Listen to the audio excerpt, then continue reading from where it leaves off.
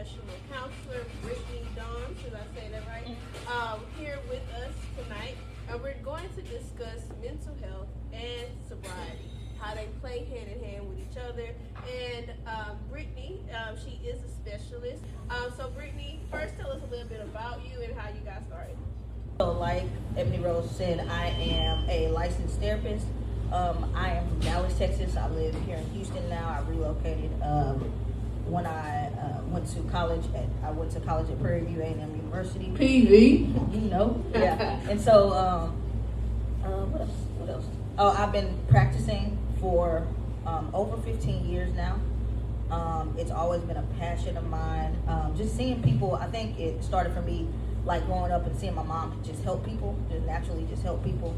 And I just, modeled what I saw her do and just having that love to help people. And my mom used to always teach me, like, you never know what someone's going through, you know?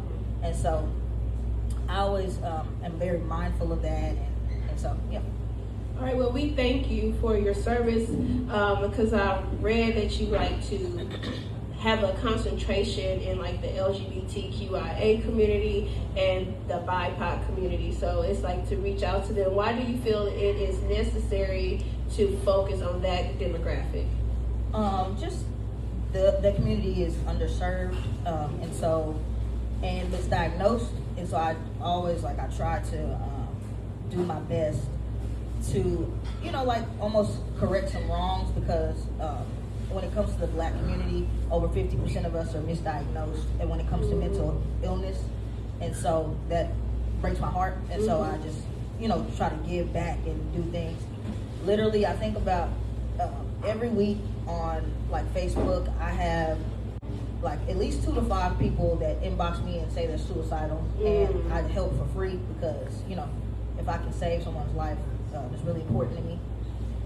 And so I help people with resources when they can't afford therapy. I've done my share of free therapy, of course, and so that's why. Okay.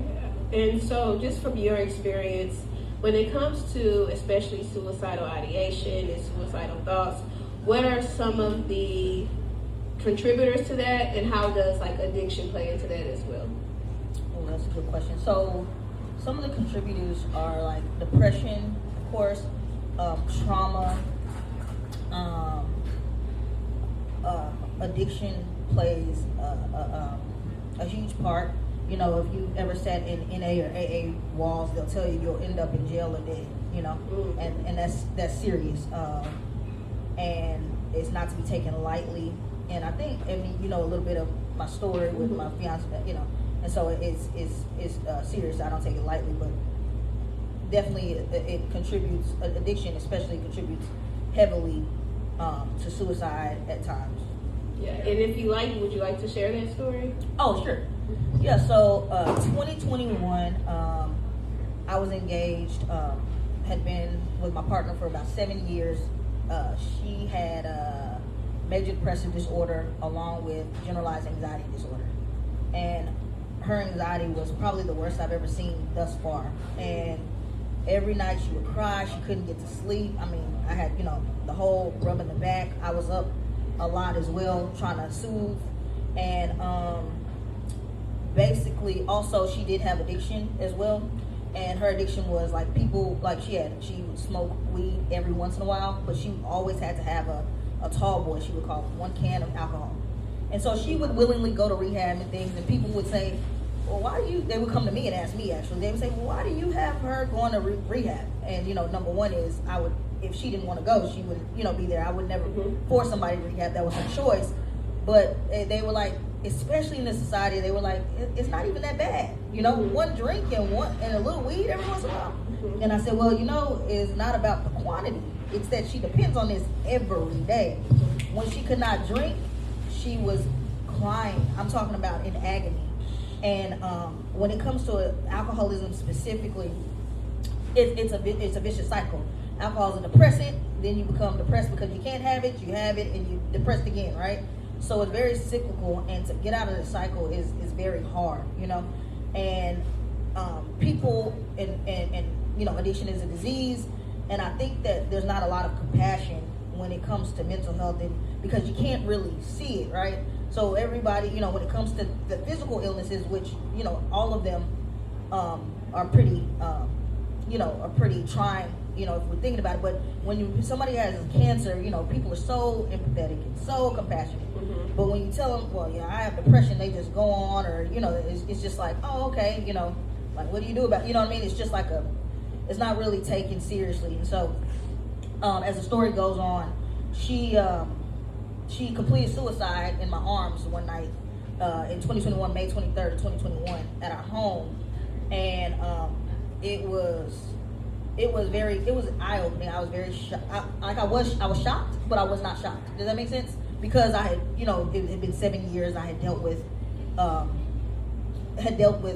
her issues and her mental illness. And if you know anything about suicide, like, by the time somebody completes, it wasn't their first time. You know what I mean? Right. So we had been through this, and we had been through the rehabs and these things. It was just that night it was completed, and so it was very hard for me and my son. But one thing about it, I did not feel. People ask me all the time, "Did you feel guilty?" I didn't feel guilty because I knew I had done my part and more, Mm-hmm. And so I didn't feel guilty at all. But what I will say about the addiction and the alcoholism that she had, it's a disease of the family system, and you got to believe it because it changes the family. And me, myself, as her partner, and our son, you start walking on eggshells, and the house is different, and you feeling like, well, what can I do to help you? And me being a therapist and having the tools, it was very difficult and a slippery slope for me to slide right into enabling. And Mm-hmm. I'm really, when it comes to manipulation and things like that, I'm really keen on it. But I mean, it could hit you fast when somebody is dealing with addiction. And growing up, for me, neither one of my parents drank. I haven't drank. I don't smoke. I don't do any of it, right? So this was new, right? And when you have the trauma of somebody else, and her family were alcoholics, and she's experienced all these different traumas, it's like a different, until you experience it, being with someone who has it, you're like, textbooks can teach you all you know, but when you're in it, it's something totally different. And so she completed suicide, and to, like I was saying, the dynamics in it being a family system, like for my son and him, he wasn't really anxious per se, but him being like, what's going on? What's this? And me being as honest as possible, because I wasn't willing to hide anything from him. And me actually going to Al-Anon. As a therapist, I really like to walk it like I talk, and I'm not going to tell somebody to do something that I haven't done. And so I'm very familiar going to Al-Anon and being like, hey, this person is like, I don't know what's going on, but I feel kind of weird, and my sponsor in Al-Anon, she was like, did you notice that you spent all your personal time off on your job on someone else? That's your personal time off, and this is part of the things that you end up doing for someone who is in the throes of their addiction. You know what I mean? And you think you're doing the best, you are doing the best you can, and you're feeling like, I really want them to succeed, right? Mm-hmm. And stuff like that. So you find yourself spinning your wheels, but they have to want that for themselves, And some of the best advice and the hardest thing I've ever done, my Al-Anon, she said, you're using your PTO, and my sponsor, she said, you're using your insurance to fund the rehab, right? Because at the time she wasn't working, all these things. And I started thinking, and when somebody only got to tell me once to where it clicks, and I'm like, dang, if I'm getting ill by someone else, I'm not willing to, you know what I mean? Yeah, you brought up a lot of great points. Yeah. So let me say first, thank you for sharing. Yeah. Man, that's a very touching, trying story. And it does happen. Mm-hmm. And because we love people, yes, right? We try to be there for them, not knowing we are turning into enablers. As y'all may have heard from my poem, 21 Guns Salute, my dad is an alcoholic, and from when I was 12 until maybe 30, I was his enabler, you know what I'm saying? And I was the one that's hey, you could, just trying to persuade him to not drink. From 12 years old is when I noticed my dad had a drinking problem. And I guess, as you said, no one could want it for that person more than they want it for themselves. So we have to get ourselves off the hook, we're not responsible for other people's choices. And another great point that you brought up was that someone said it's only just one drink. Just one drink. It's like, so alcoholism looks very different than what we imagine it to be. And that's what makes it so vicious, because people tell me, oh, I didn't know you was an alcoholic. Baby, what? Yeah. Because I'm not under the bridge, because I'm not outside of the store begging for change. But as you say, it's the dependency. It's not even the quantity. Can you not drink? Right? Sometimes some people will leave the No Chaser open mic because it's sober positive. Like, you can't go 2 hours without drinking. Maybe we need to talk about coaching instead, you know? So from your perspective, why as a society do we view alcoholism that way? And what are some other truths behind it? I think that we view it that way because it's accessible. You buy it, you know what I mean? So it doesn't seem like it's that bad since you go get it from the store. And so then it becomes, you know, people become dependent. I'm glad that you asked me about some truths. I did do some notes on some truths, like even when I'm in session with people who deal with addiction, we do a lot of talking about this. And what I want people to understand is that alcoholism is often less about the alcohol, but more about the pain, right? People are anxious, people got traumas, people feel lonely, grief, whatever whatever it is for you. You know, people usually don't drink because it feels good. It's because it's the pain behind it, right? Yeah. And so I learned that, and I mean when I tell you the word that I can use is agony. Yeah. I mean, I've seen the agonizing pain behind that, you know.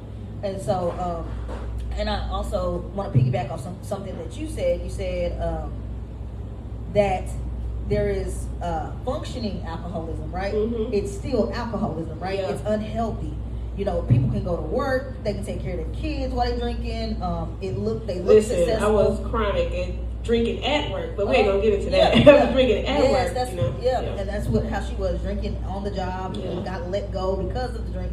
I mean, all of that, going to the car, sneaking drinks and stuff like that.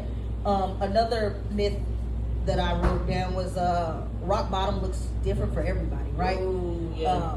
Your rock bottom might not be somebody else's rock bottom. You know, for somebody it might be losing custody. Somebody it might be a DUI. Somebody it might just be simply realizing, what is going on here? You know, this is too much. I'm doing this every day. So everybody's rock bottom looks different. You don't have to lose everything before asking for help. Yeah. You don't. So, Thank you for bringing those points, like, seriously, and those truths. Does anyone in the audience have any questions about alcoholism, about mental health? Okay, so I have a question. And so, in your practice, when you... Oh, go ahead, Sarah Sonnen. Sorry.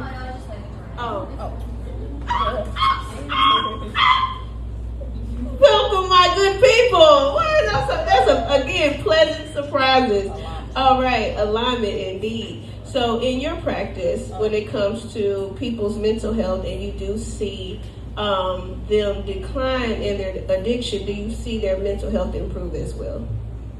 So if their addiction is declining, okay, so if their addiction... Yeah, if they handle the addiction part, do you see an improvement as well in the mental health? Definitely. They are side by side. They coincide. It's actually called co-occurring disorder, meaning you have a mental illness and addiction issue. And so, yeah, if you are drinking or drugging, however, you know, and you're addicted, then your mental health is going to decline, for sure. Okay, thank you. Because they go hand in hand, right? So you can't have healthy mental health and be addicted, and a lot of times your addiction will play on your mental health as well. I had one more question. I'm trying to remember.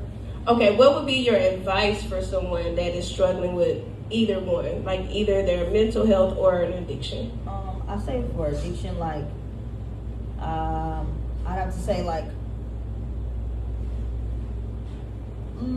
denial is a part of the disease, and not only are you lying to others, you're lying to yourself. And so you got to be honest with yourself if you need help, because a lot of the addiction is rooted in like shame, a lot of shame surrounding it. What else was I gonna say? It was something that I had. Oh, and realizing that alcohol is a coping skill. It's indeed a coping skill. It's just unhealthy, and I don't think people realize that it is a coping skill. It's just very unhealthy, but it is one. You know. I also want to leave with a little. It was something else I wanted to mention about. Let me check my notes 1 second.